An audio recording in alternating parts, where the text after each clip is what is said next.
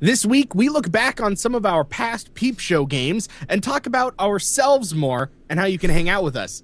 Check out these awesome t-shirts available now. This is episode 81 of the Indie Game Riot.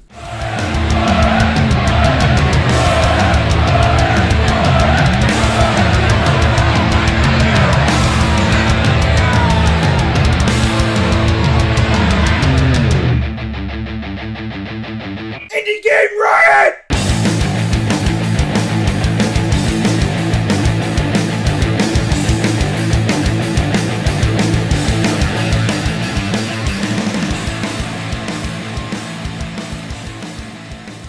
Hey everybody, this is Josh, and we're here with episode 81 of Indie Game Riot, the podcast.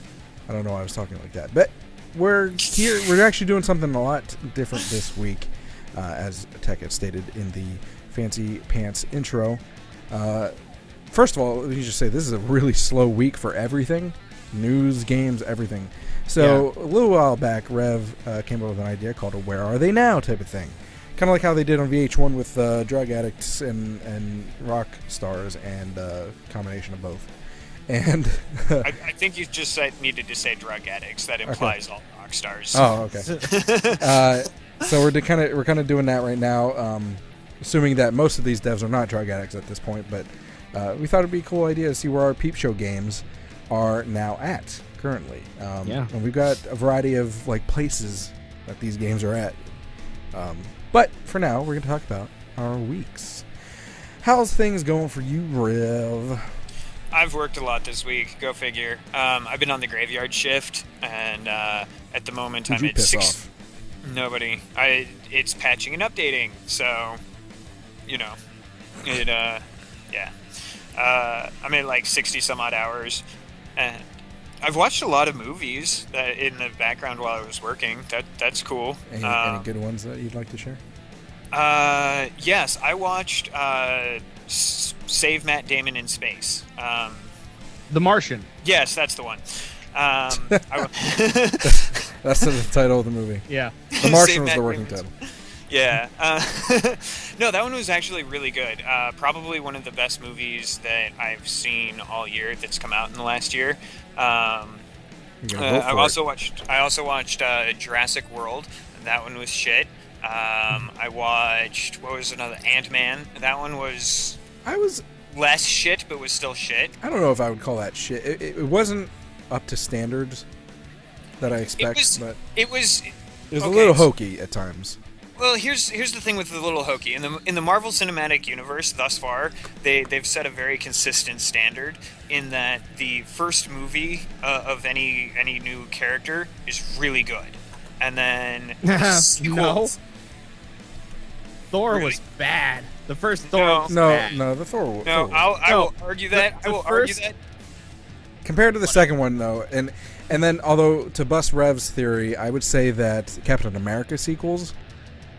Cap 2 sequel was better. That was the only difference. But the first one was still very good, and that was my point. Ant-Man was the Thor 2 of Ant-Man. Basically, what we're getting at is, Rev, all you did is watch Marvel movies and fix servers.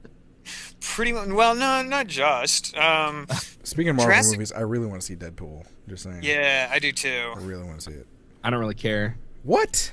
Shut up. Get out of here. You're fired. Yeah.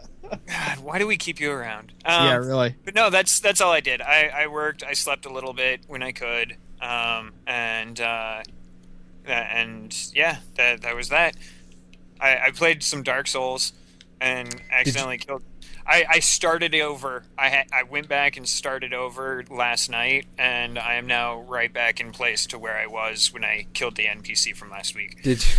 Did you see the thing where the guy played through without taking any damage, including hits to the shield? No. He beat the game without any damage. Without taking any damage or blocking? Yeah. That is ridiculous. Yep. That is ridiculous. Anyways, how about you, Tech? What'd you do? So I talked about last week how I got hit, right? Yeah. Okay. So this week, and I was pissed off that the store was just got me right back into work as quickly as they possibly could. So the insurance company calls and they're like, hey, and this happened while I was streaming. Like, I start streaming and then I get a phone call. I'm like, oh, shit, mute everything. Don't show them any important papers. Like, finish this off. And they're like, yeah, we'll send an appraiser out tomorrow. And I'm like, okay. And so the appraiser shows up and he takes some pictures and he puts all the information in. And then he's like, yeah, here's the appraisal. It's going to take 4 days and cost us $700. And I'm like, wow, okay. And so we take it. What kind of damage actually happened to your car? I have a really big dent on my rear quarter panel on my passenger side under my fuel filler. Okay. And it's like cracked and yeah. But it's going to take a while, so I don't have my car until Monday. So, haha, place of employment. I still got to have a vacation, sort of. and Jessie had a her last surgery on her head, and this one was pretty rough. So she's doing okay. But, at least it's the last one, right? It's the last one. So that's good. And no more. I mean, look at it this way: it's the last one, and there's nothing to worry about. I'm assuming. After this, no, absolutely nothing. Yeah, exactly. What's crazy though is that like I've been to 2 of the 3 surgeries, and both times she's just like, yeah, I got this, and then it happens, and I'm like, I couldn't be that calm. I would have been like just freaking out. But yeah, no. So she's doing good. I don't have to work a whole lot, so I've been doing some stuff that I think we're going to talk about in Indie News Injection anyway. So Josh, what have you been up to? Really just doing the stuff that we're going to be talking about in Indie News Injection, which is really Indie Game Riot updates. That's what we're going to call Remember, this was a slow news week. A very slow news week. Mm-hmm. Just really kind of upset that I didn't get to go to MagFest. That's kind of sucks, but, always next year. And there's other stuff hopefully we can go to, but got a new bed. That's good. Yeah. That's good. This is just the new bed. This is the new bed podcast now. No, we're not going to talk about indie games. We're not even talking about movies. I got a bed. Josh got a bed. Let's talk about beds, guys. Rev got a new couch. Not really. Yeah. That's his bed. What type of bed is it, Josh? It is a Tempur-Pedic. Oh. Yeah, I got a nice bed, and we it was more than we expected to spend, but worth it. It's. I think it. I mean, there's always because when you start spending like over a certain amount of money, and I'm not going to say how much, but you start spending over a certain amount of money, then you start to be like, was it really worth it? Yeah. I mean? But I mean, at this point, it's too late, and I think it is because the other bed was like, just freaking like a steamroller ran over it every night. You know what I mean? Yeah. Yeah. Mm-hmm. So. It's and this one is guaranteed to last. It's not going to get lumps or anything like that because it's a memory foam bed. And that's an investment. Yeah, and I mean, when you think about it, you keep a bed for like 10 years, right? Yeah. So really, it is worth it over that amount of time. I think so. Yeah, and it saves your body. Yeah. Unless you're red. I think the takeaway from this recap of the week is we've all gotten old. Yeah, we're old and boring now. Old and boring. No more video games now. I mean, I had a birthday. I don't know. Oh yeah. Text birthday. Yeah, we didn't talk. Yeah, I tweeted on our official account. You did. I really appreciated that. I didn't even do that for Rev. But yeah, no, I also had a birthday. Okay, I totally forgot a few days afterwards. And because I do the Twitter account, I don't tweet out for myself because then I just look like a dick. Yeah, I'm like, happy birthday to me. Yeah. Buy me things. Speaking of buying me things, we're going to talk about a lot of stuff like that in Indie News Injection. Are you bored with the same old games? Yeah. Why, then give yourself an Indie News Injection. Thanks, Indie Games. This week, Indie News Injection is really Indie Game Riot Update week time news thing. That's what's happening because nothing happened this week. There were some things, but they weren't really worth noting, and it was kind of like borderline indie game news. Although there was something that someone brought up in the live chat before we even started the show about what the hell was it? What was the company that went bankrupt? It started with an M. Mastertronic. Mastertronics. They went bankrupt. Very big in the 90s games type of stuff. Yeah. So, I mean, if you care about that happened. But for now, we're going to be talking about Indie Game Riot stuff. A lot of updates. happening. First of all, as you know, we have a Patreon. There's a little thing down there, and on the YouTube video there will be an annotation to click. But we added a new reward level for $25, and the reason that this one is significant is because we have a Minecraft server now, and we are inviting the first 10 people to do that tier. They will be able to join us on the Minecraft server. Minecraft is technically not indie anymore because they were bought by Microsoft. However, I still feel Minecraft still fun. It's still got the indie vibe, and at the moment, and I still feel that it's a really good community tool to kind of bring everyone together.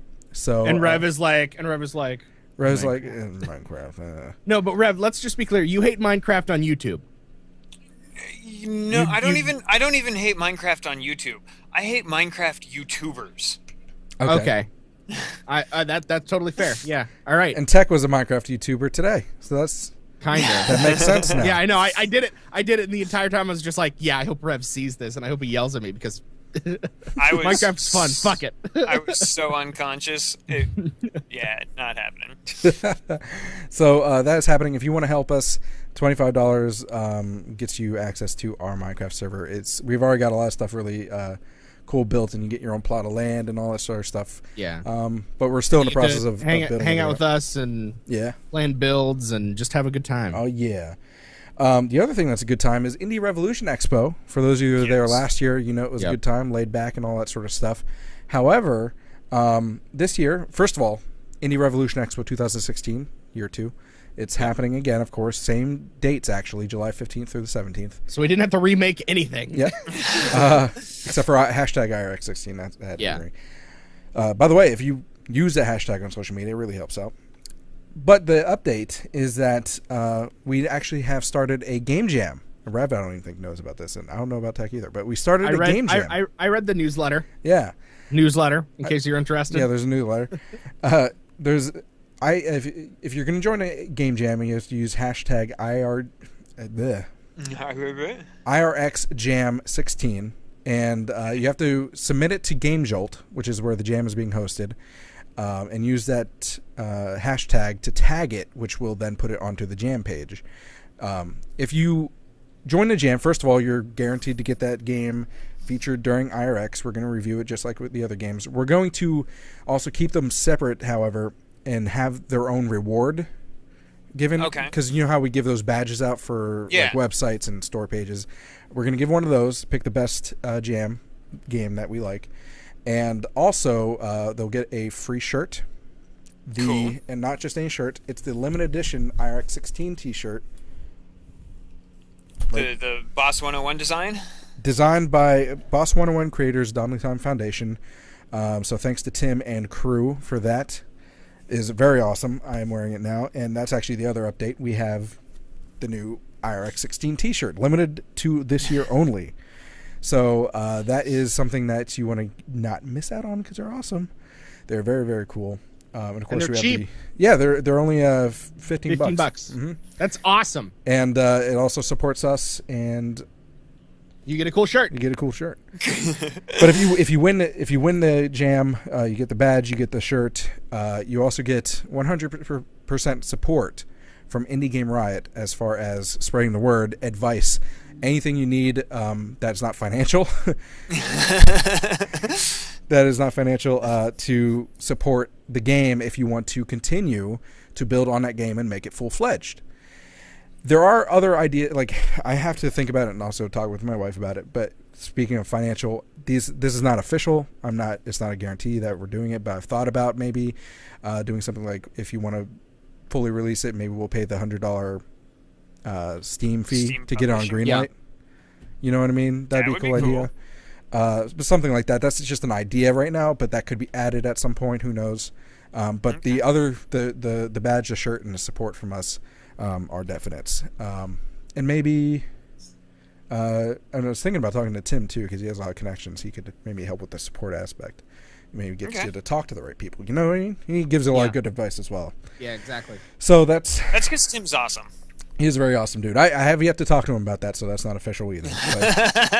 But you never know. Just spitballing ideas. He's totally going to do it. No. Yeah. That's basically what the news was for this week. It's Yeah. Stuff. So yeah, that's the IRX updates. That's the last thing is just some quick social media things because I thought it was really cool. We're almost to 900 Twitter followers. So I think we're at 897. You want to get those last 3 people on there? That'd be cool. We're at 99 people on Hitbox. You can be the 100th if you haven't already. Hit the heart button below on Hitbox. We're at like 165 on Facebook. We're at the Steam Curator is at 80 something, or Steam page is at 80 something, but Steam Curator is at 135 last I checked, which is really cool as far as Steam Curators go because most of them are like 135 out of all of them. No, we're 135 people that are following us. Oh, we're on like the 40. I was like, no. out of like 5,000 pages worth of curators, though, we're on like the 40-some page. Wow. So That's not bad. Yeah, I mean, because once you get higher, then you start getting into like big gaps between Steam curators. But I just thought it was really cool to update on that, and if you haven't done any of those things yet, you could be the people that put us over that milestone. But thank you. Cool. So overall, thanks for listening to that horage porridge. And Indie Game Riot is doing well with your guys' support. Thank you. Thank you. That is kind of cool. Up next, we have VH1's Behind the Podcast. Indie Game Riot's Where Are They Now? Yes. New episode. Standard. New segment. Here we go. Where are they now?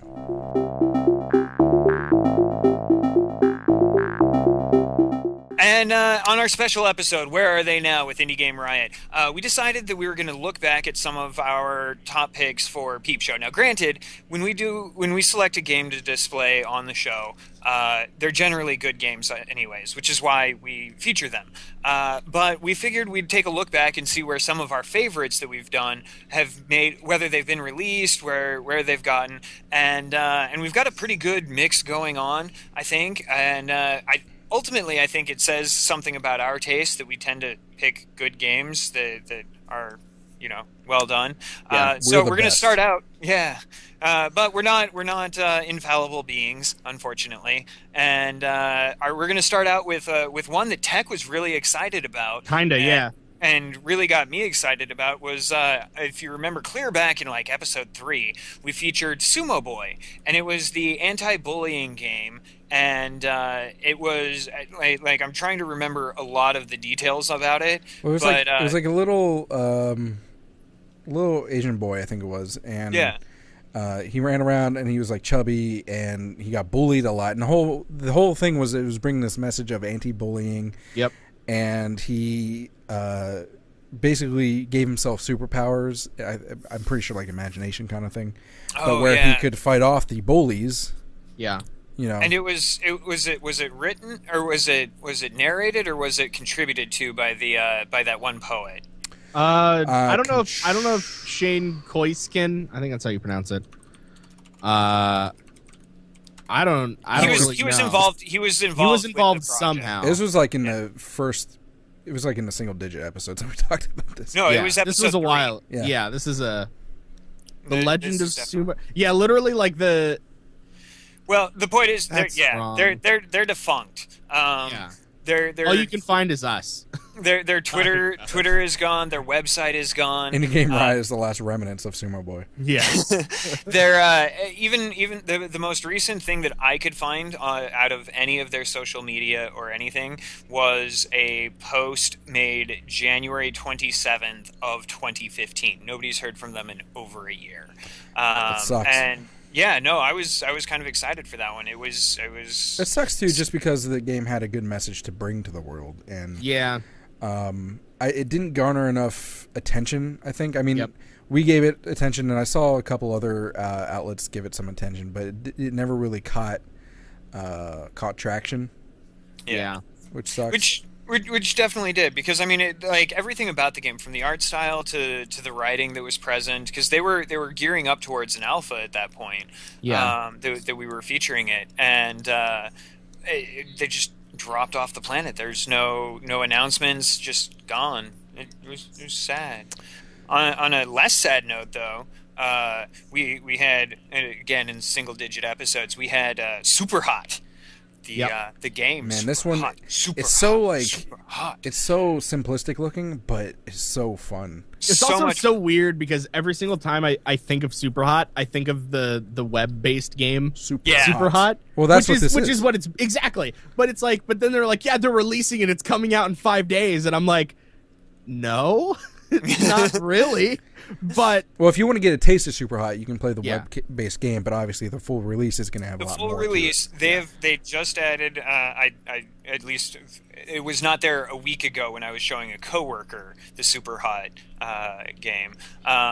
They have a Superhot countdown timer, and it's, as of this recording, like 5 days, 4 hours, and some change until the full release. And I am so stoked. There's also rumor that there's a console release coming, so that'll be cool. If you don't remember Superhot was the game where time basically stands still unless you're moving. Or it doesn't stand still; it just moves really, really slowly. So think like really, Neo I thought it in did freeze. No, you can be standing perfectly still, and like bullets will still travel, but it's very, very, very slow. Ridiculously difficult puzzle combat type game that is a lot of fun. I cannot wait for their next 5 days. 5 days. Next up. The Stomping Land. The Stomping Land was like the first big failure that we had to talk about. Yeah, we apologized and everything. We felt bad about it because that was the crazy thing. Well, that was like the one that was like because up until that point, every game that we talked about was doing really well. It was getting released, nice updates, and then Stomping Land. Now, here's what I think. Here's what I think, and this is just pure speculation. So the devs sold the assets to Beasts of Prey. Right. Beasts of Prey is dead. You can buy it, but the devs seem to have abandoned it. But I mentioned this earlier, and it might be a good idea, actually, because instead of sinking more money into it. They have to... usually there's not, like, competition among indie games because, you know, people are going to buy whatever games they like. But in this case... because it's so similar in concept to Ark. But it came up before Ark. Survival Evolved. It came up before Ark, but Ark is the one that stole it. Not stole it, but like as in... like, you know, stole the attention. Yeah. Ark is the one that took all the attention, and, you know, might as well just talk about Ark now as well. Yeah. Well, we're still talking on this one. Well, I forgot. But the Stomping Land was actually pretty all right.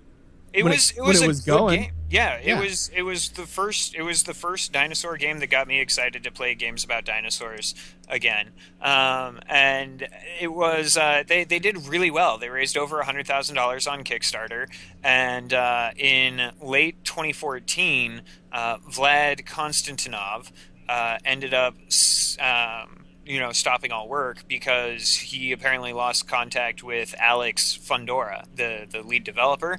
Nobody knows anything about what's going on with Alex. Like, he's died. He ran away to Tibet. We literally have no idea. So they were probably. They haven't been able to, like, Kickstarter because of their policies. They tried reaching out to Alex to get, you know, refunds going and got no response back. So yeah, sucks. But Vlad ended up selling the assets to Beasts of Prey, and it hit early access in early 2014. Their last update was June of 2015, and I'm not sure why they're still in early access because, like, the game is solid. They have Oculus Rift DK2 and higher support native to the game, and you know, they added cars for some weird reason. But no, it was kind of an all around sad thing. Yeah. But it seems to be a completely playable game. It just needs to bust itself out. Fully fleshed out, yeah. But like I said, moving on to Ark, which I actually forgot to put the picture up of. Ark. Yeah. I mean, they're competing with Ark, and Ark is they have cornered the dinosaur survival sandbox market. Ark has cornered the hey, let's just all play a game market. It's huge. It's How much money did we enormous. determine that they approximately made? Approximately, meaning probably slightly less than $97 million That's a lot of money estimated. for an indie game, especially. Yeah. But good news is that's funding the game. Right? That is ridiculous. and I'm pretty sure they're setting records for how long it's been on the most played game list on Steam. Well, hey, just to put this into perspective, Obsidian, the guys that I used to play PlanetSide with, they're all on Ark now. Like, they bought their own server. That's all they play is Ark. And car basketball. What is it? Rocket League. Rocket League. Car basketball. Yeah, you know. Yeah, but like it's big. Ark is huge, which is weird because I can't bring myself to like really get into it. To me, it's just really complicated. Like it's like one of those games that I need someone to hold my hand for a little bit. Yeah. Before I get into it, but yeah, I'll mail you a helmet, Josh. It's not that difficult. Says the guy who can't run on his computer. Oh, shots fired. Yeah, that's true. No, I can barely run it on my computer. They get what, like 50,000 people playing it per day. At a time. Like that is just ridiculous. And did we actually feature them? Yeah, we did. Yeah, we did. Oh, okay. That's why it's on the list. Yeah. Well, all these games on the list have been featured. I thought it was thrown on the list. We got codes for that game. Yeah. Yeah, it's in my Steam library. Thank you to Ark Survival Evolved devs for giving us codes to that game. Yeah, and making a great game. Yes. Wow, $100 million. Almost. That is ridiculous. You know another game that made a lot of money, more than we expected. Yeah, definite. Sunless Sea. If you remember that one, that was the steamship that kind of loosely based on Lovecraft, wasn't it? Yeah. Lovecraft. Yeah. And lots of fun there. These guys have made full release and have made a shitload of money. They've just on Steam alone about 237,000 purchases, and assuming that those all came at the price of the game, it's about $4.5 million. $4.5 million, and I did not expect that from that game. Yeah, I mean, that game did not cost $4.5 million to develop. A lot of it did come early access, I would say, but it got, I think, like Total Biscuit probably bumped them up really really well. Yeah, he did one of the WTF things on them. Yep. Yeah. Also, I'm just saying the video on Steam's absolutely phenomenal. Yeah. So. Well, that was one of those games where I was really excited to get my hands on it, and I just haven't had the time. Now I'm going to go contribute to the $4.5 million on it. But like $4.5, like that. You do not really think about indie game. Like, I've never thought about indie games being able to make that kind of, like, it happens. We know this, like Super Meat Boy, etc. Like, there's big names out there. But like normal games. Yeah, but normal I would not have expected this one of all to hit that. I mean, when you think about like just good indie games, like Dropsy, for example, you're thinking maybe like 500,000 to 750,000.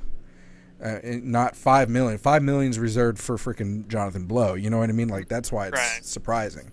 Yeah. I mean, it shouldn't be surprising because it's a really good game, but you still don't really expect it. And damn it, I really want to go play this now. Can we end the recording now and start up again tomorrow? No. You sure? Well, only if you buy all of us the copies. Okay. I don't think I can do that yet. Yeah. Yeah. Moving on to Avalon Lords, which was this really cool Kickstarter for a online 3D. Wasn't it like there was like base building in it? I can't remember the other core mechanic of it though. The base building really stuck out to me. Is everyone here? Am I alone? Yeah, no, Rev. No, is sorry, talking I was silence. Child that was interrupting me. Yeah. I feel really bad for forgetting the other core mechanic of Avalon Lords? No. Avalon Lords was the MMO RTS. Yeah, that's it. Yeah, that's what I thought. Rev is in contact with them a lot more than we were, so he's like... Right. Yeah. So Animus Interactive started in 2012. They ran a unsuccessful Kickstarter, unfortunately, which is why we featured them. Was for the not Kickstarter. Because it was not because it was unsuccessful, but yeah. We just wanted to make fun of them. Yeah. Yes, exactly. No, we actually contributed. One of the first times that I recall that we were just kind of bouncing out ideas as we were talking about them, and handed those ideas over to the devs. Was actually for one of the perks, where for X amount of backing, you had a lifetime subscription to it.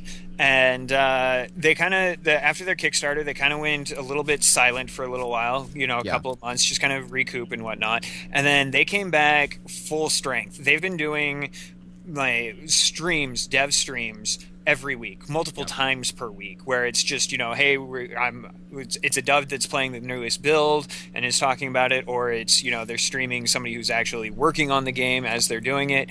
They've been heavily involved. And in fact, as we're recording now, they're currently doing a dev stream.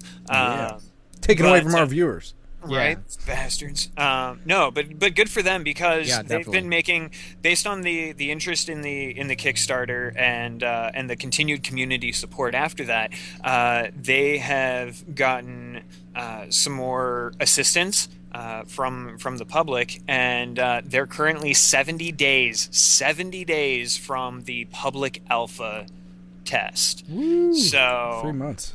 Yeah, I'm kind of super stoked for that. It would be 2 months and 10 days.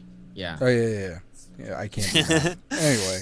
So yeah, no, they're doing really well, making a lot of progress, and it still looks just as bloody awesome, if not better, than it did when we first featured it. I can't wait, and dang it, we could replay. You know what? You know what? Another game I can't wait for, and a lot of people also can't wait for.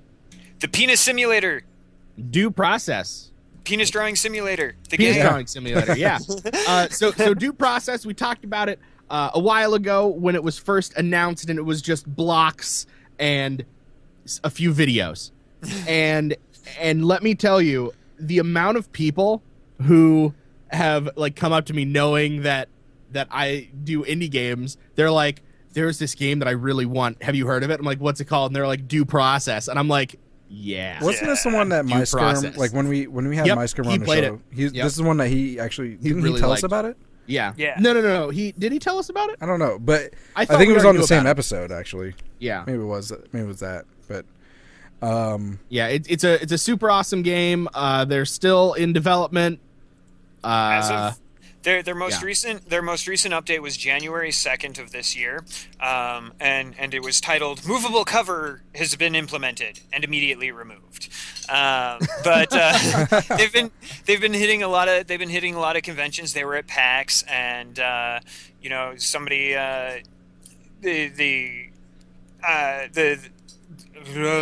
sorry. Good. They were working on prototyping the cover movement system, like a Riot Shield or something is what my assumption. And they put it in early 2014 and then ripped it out immediately because it was ridiculous. Like they were trying to make it so that you could, do benches and filing cabinets and stuff like that. But apparently it came out kind of poor. Kind of poor. So they are actively in development, and we still don't have a release date, but it is looking much better than it was back when we featured it. The graphics on that were very they were placeholders. Yeah, they were definitely placeholders. Now things are starting to get texture and skin, and the uniforms are looking amazing. Let me see if I can grab a picture real quick for the stream. Yeah, that's the wow. Oh yeah, that looks a lot better. It's looking really good. Wow. Like far cry from the wireframe that we saw Like back in the Stickmen. day. Yeah, but no. Again, I'm really excited that these guys are doing well and working forward on this. They've started up a subreddit that isn't super popular, but it's got a lot of public access. You know, stuff is being posted there every couple of days. You know, the team is definitely involved heavily there.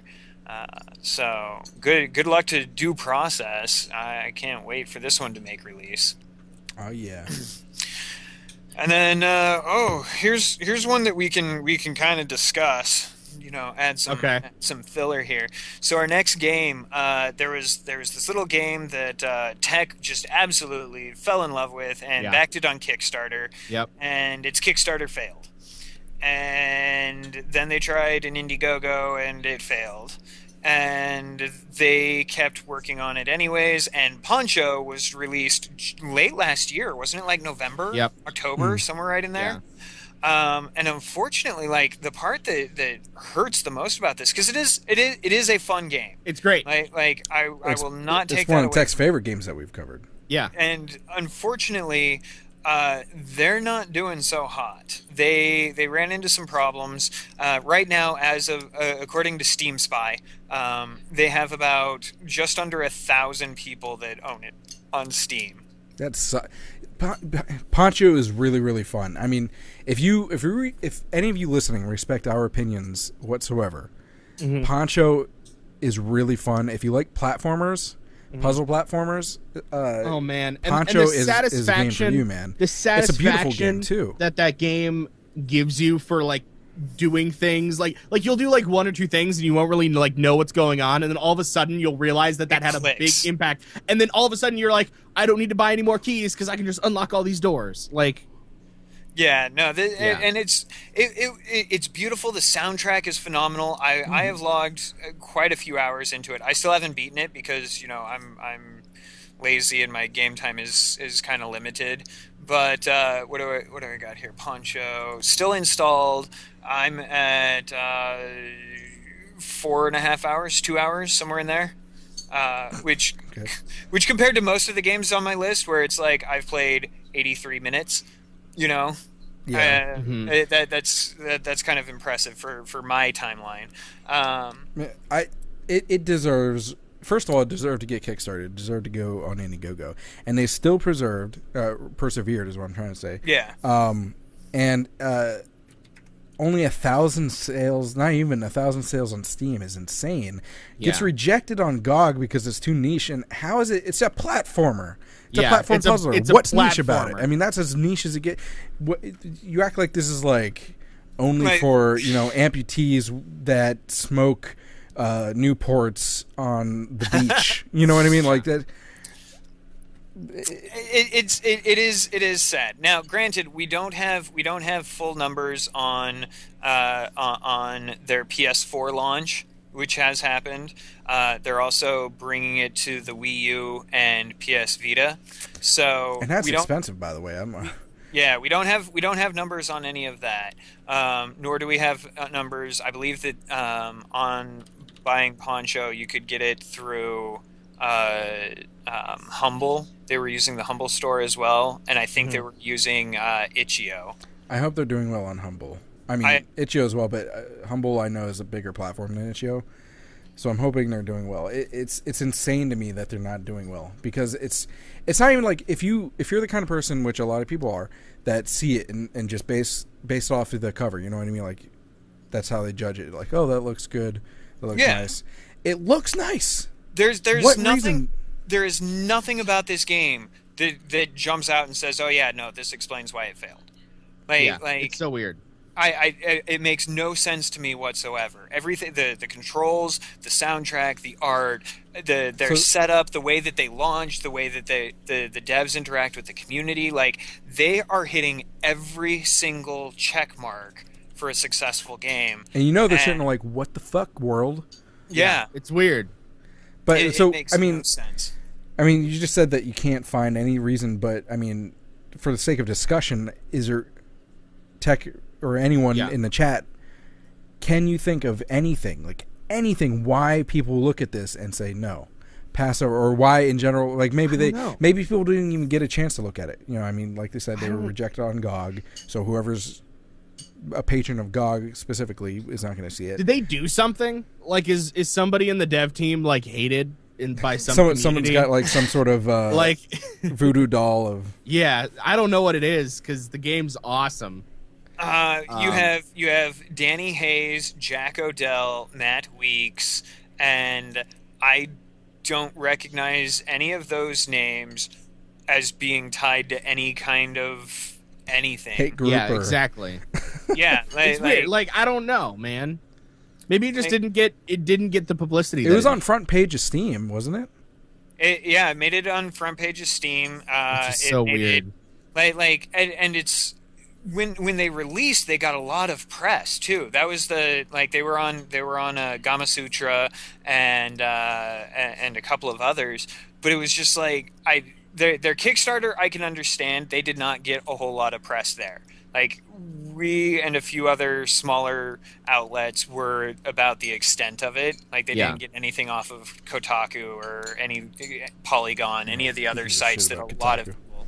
But, you know, they didn't get that. They didn't get that deep in. But I don't get it. Maybe, you know what? I think we should reach out. I think we should reach out to the dev team, to Donnie and whatnot, or Danny, and yeah, let's see if we can't get them on the show and be like, hey, let's do a deconstruction. Secretary, make a note of this. Yeah, definitely. Another game that I really liked. A lot of these games I really liked, and one that I like.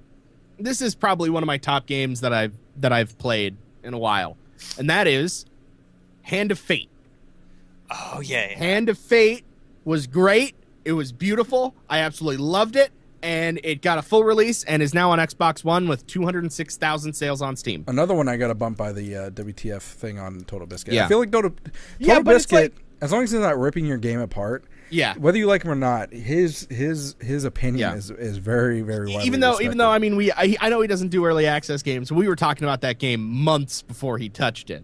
Right. Yeah. By the way. Yeah. Total Biscuit. God, Total Biscuit.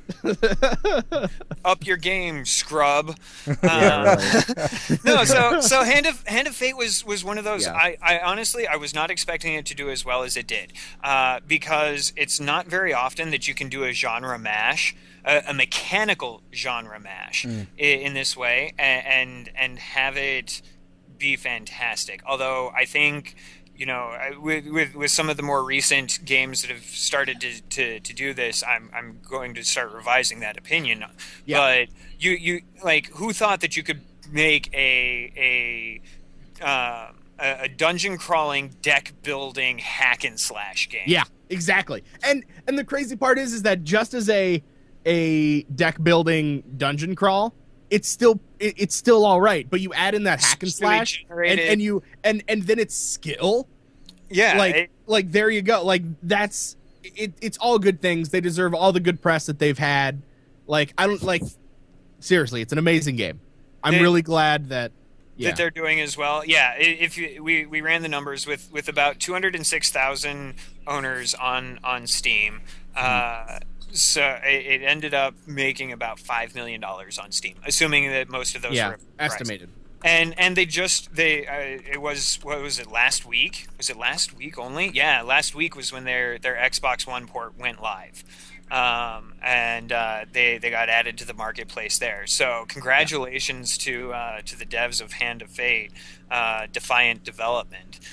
You guys have defiantly taken over there. Petrosoft had in chat said about Poncho, he played the demo for it and then never saw it on a Steam sale, and he feels that the price is too high for Poncho. Let's see what the price for Poncho is. Well, no, you know what? We can't argue that. $14.99. Yeah, I can see that. I can understand. We can't argue it because, I mean, we did the whole. Yeah. We were just arguing about price last week. Yeah. But yeah, for $14.99, I guess I could see that. For me though, I think that the price for it was for the amount of fun and the depth to it. is well within reason. I mean, I paid $10 for Fez, which is exponentially more complex in terms of the puzzle aspect and the amount of time that you can lose in that. But yeah. Sorry, I'm tweeting out your up your game scrub to Total Biscuit. Are you seriously doing that? Yeah. We talked Are you about gonna do like? Are you gonna do like a winky face so that he knows that you're? No, I'm quoting it. I'm sure. I mean. Oh, okay. Yeah. All right. So while Josh is doing that, we can talk about Moonrise. Moonrise was the online game that was sort of like Pokemon meets Dungeon Crawl, and it was like a mobile game that they were porting onto the PC. No, reverse. Oh, that. it was a PC game that they were porting onto mobile. And I think that if this game were mobile, it would have done great. But unfortunately, they are defunct. The server costs were too high. The game was good, but I feel like there wasn't a whole lot of content there. Like if they had released this as a phone game only, it probably would have been huge. I genuinely believe that this would have been it would be a great mobile game. Well, and it would. Well, then they started dabbling in the freaking in the microtransactions too. Yeah, which I think hurt it personally. Well, their stats they released some stats when they were talking about it, and the gist of it was a lot of people were playing it. I mean, the three of us were playing it. I probably sunk about 2-3 hours into it, off and on, and was enjoying it. Mechanically, it was great. I enjoyed the art style and the limited story that was present. It really wasn't bad, but they found that a lot of people would play it for a week or two and then just kind of drop it. Yeah. And then, they might come back and play for a day or so, and then they would drop it. And because they were trying to go for the quasi MMO type aspect, right. I think that's ultimately what did them. Well, again, with the microtransactions, that's kind of that definitely didn't help. No, I mean, like if you're going to depend on microtransactions, you need that constant player base. You know what I mean? And the other thing too, and it's hard to say this, but what was it? Dead Labs? Is that what the dev company is called? Undead Labs. Undead Labs. This is the second game that really hasn't met expectations.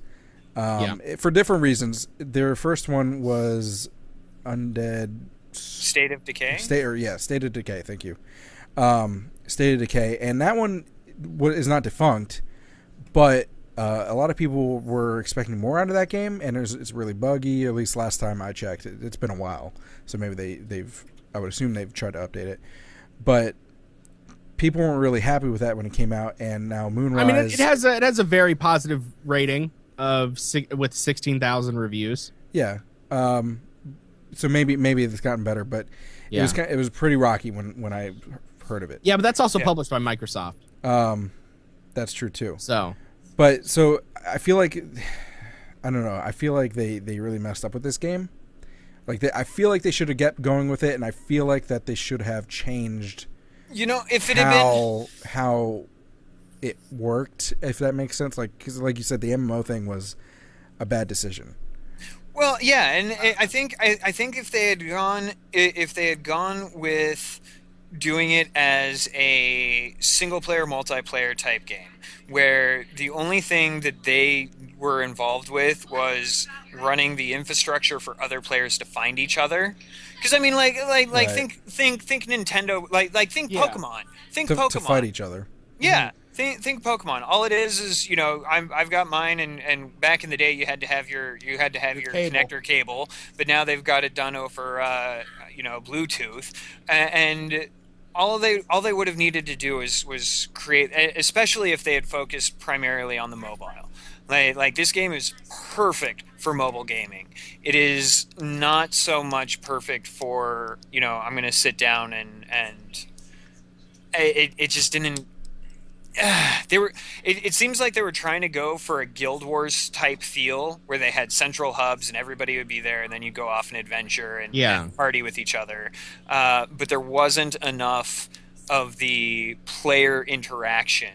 It was literally just I could challenge other people, and I think there were some design decisions there that kind of screwed them, but. And like they said, they're not going to be commercially releasing it. The studios are going down, or not the studio, but the servers are going down.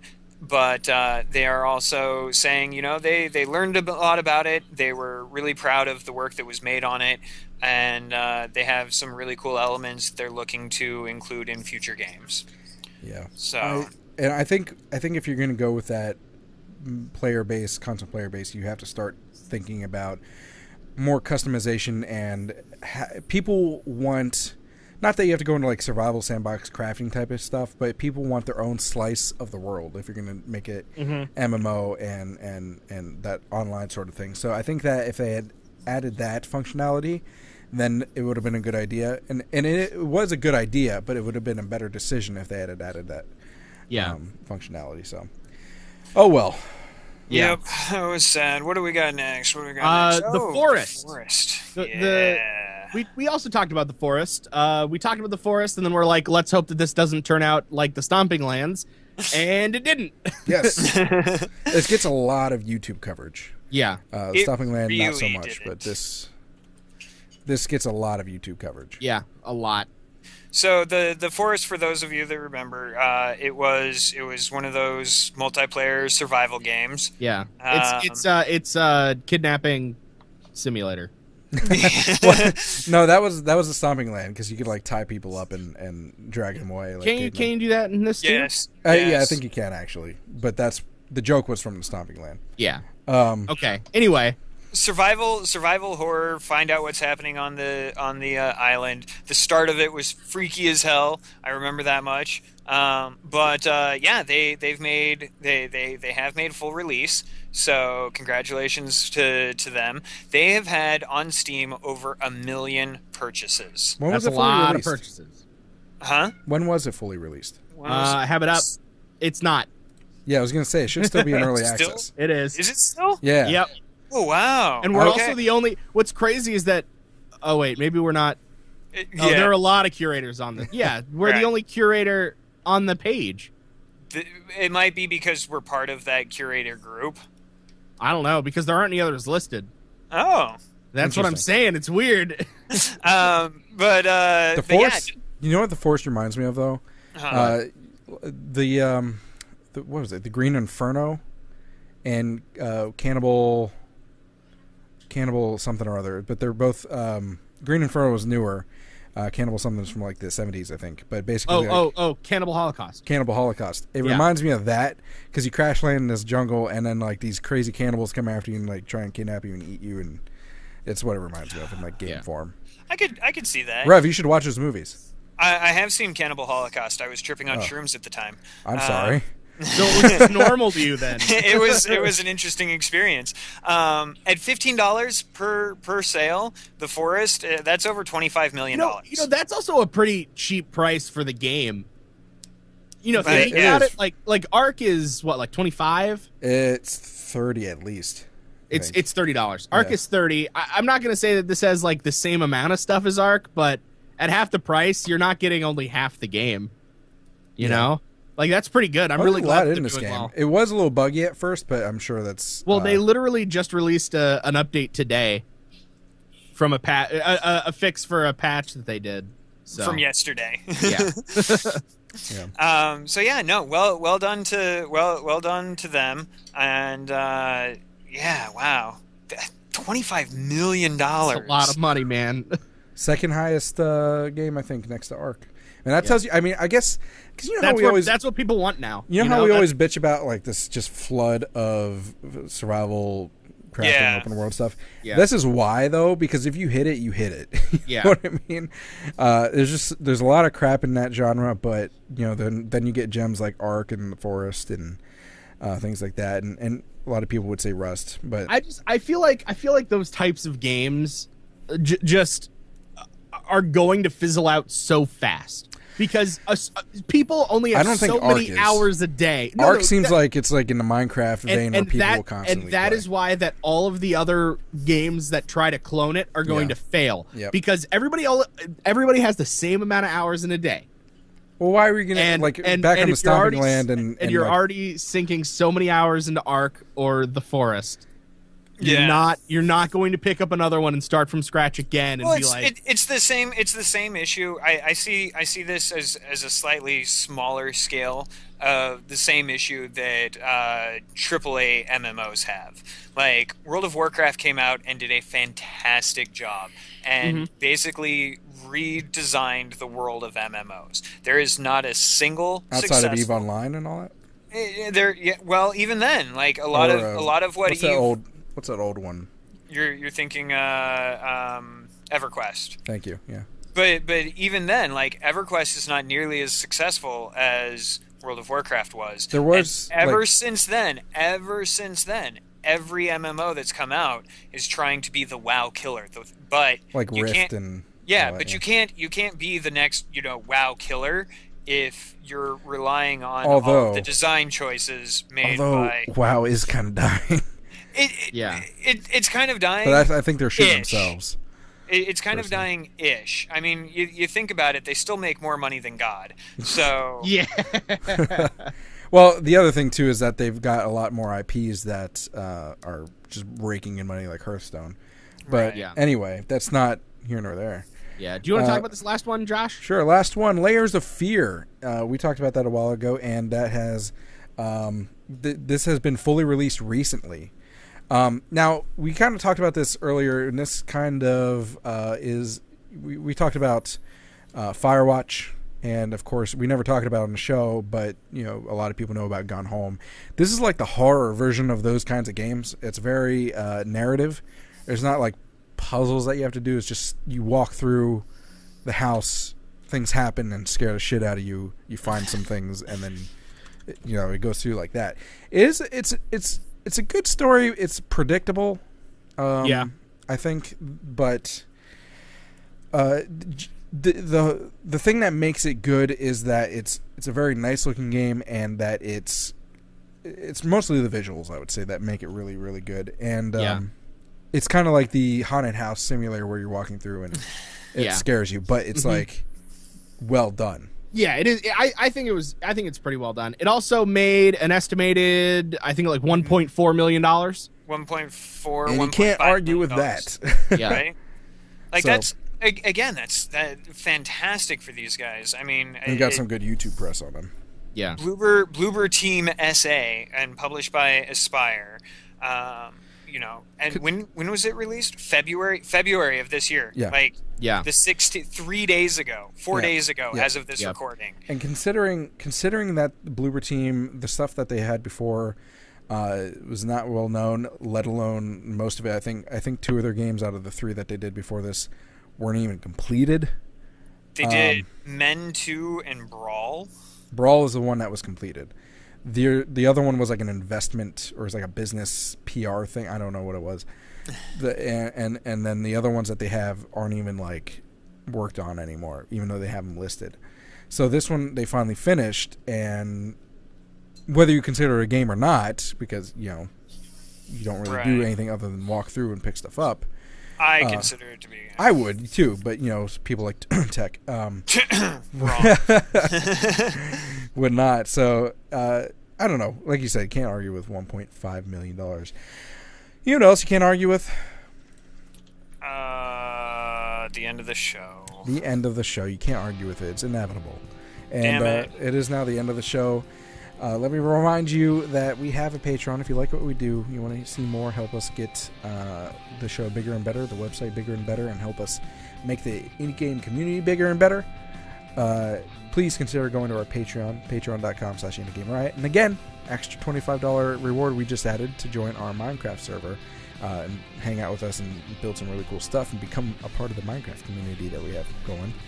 Right now it's Tech Me and Prep, I think, and Rev, because Rev doesn't give a shit. Yeah, and Jesse will be on there.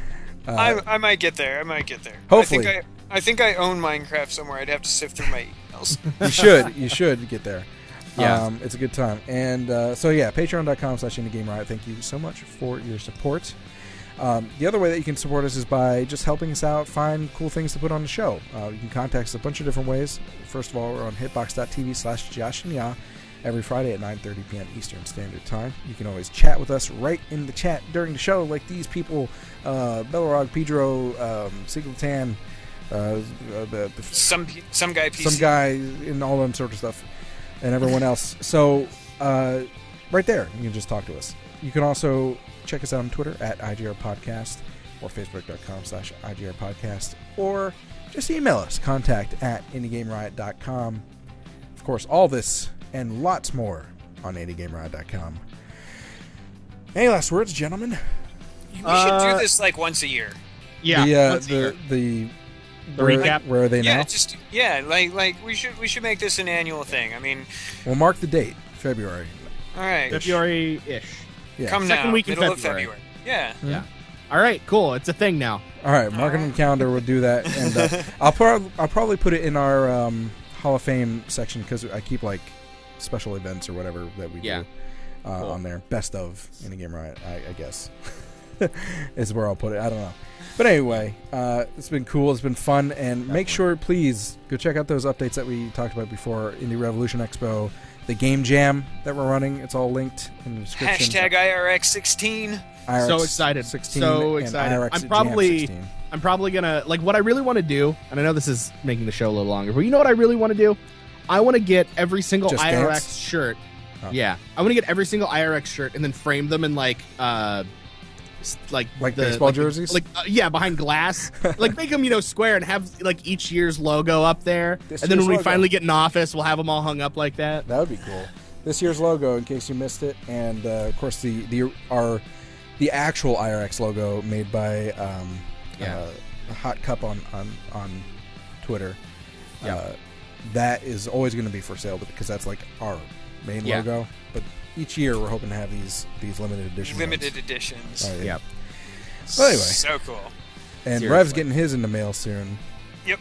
Tech, you need to buy yours because I sent you that one. I'm instead. going to. I'm going to. Anyway, say goodbye. See you next time, guys. Have a good one, folks. Toodles.